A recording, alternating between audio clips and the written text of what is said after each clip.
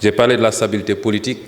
Comme je l'ai dit, ce n'est pas un besoin, ce n'est pas une urgence, mais c'est justement quand ça se présente sous cette forme qu'il faut prendre les devants pour réunir tous les acteurs et anticiper sur éventuellement les problèmes futurs.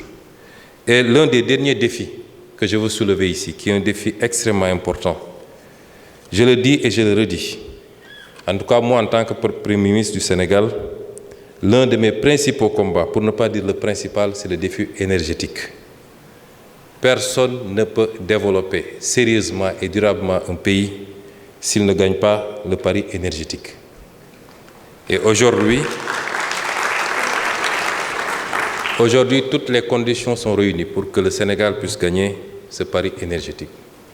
L'énergie coûte cher au Sénégal, elle n'est pas disponible et ça pose problème. Comment pouvez-vous industrialiser sérieusement un pays si vous ne gérez pas cette question?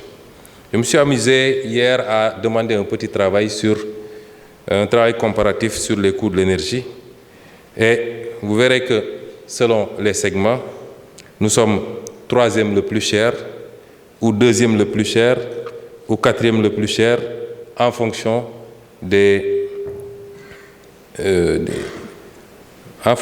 offres. Sur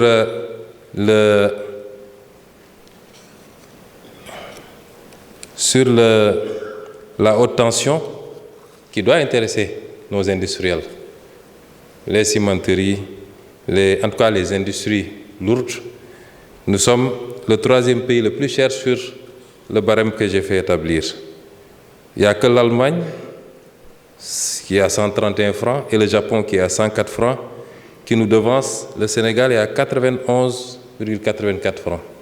Là où des pays à côté, comme la Côte d'Ivoire, sont à 72.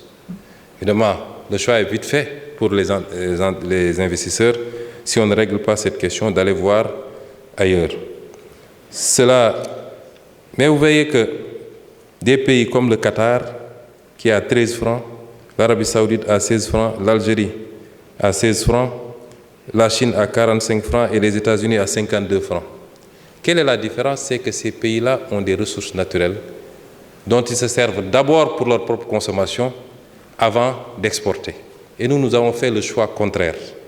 C'est pourquoi l'une des batailles sur lesquelles nous comptons sur tout le peuple sénégalais, secteur privé, syndicats, citoyens lambda, c'est celui de la réappropriation de nos ressources naturelles.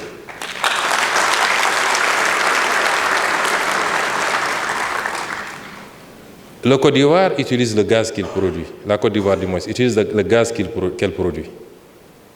Tous les pays que j'ai cités utilisent le gaz et le pétrole qu'ils produisent chez eux. Nous, au Sénégal, le régime précédent avait fait l'option de laisser liquéfier et exporter le gaz que nous devons produire. Alors que nous en avons besoin pour casser complètement, évidemment dans un mix énergétique où nous comptons également sur les énergies renouvelables, mais qui ne peuvent, à mon avis, dépasser les 30% de production.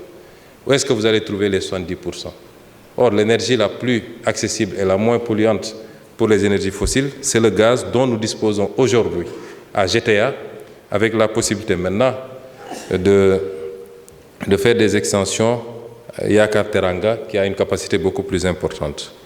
33 MFCF, c'est très peu, ça suffit juste à alimenter une centrale, c'est-à-dire celle de Ndal Énergie. On a besoin d'implémenter une quinzaine ou une vingtaine de centrales de 300 MW pour atteindre notre objectif de 10 000 MW à l'horizon 2050. Et ça passera par une réappropriation de nos ressources naturelles et singulièrement du gaz naturel.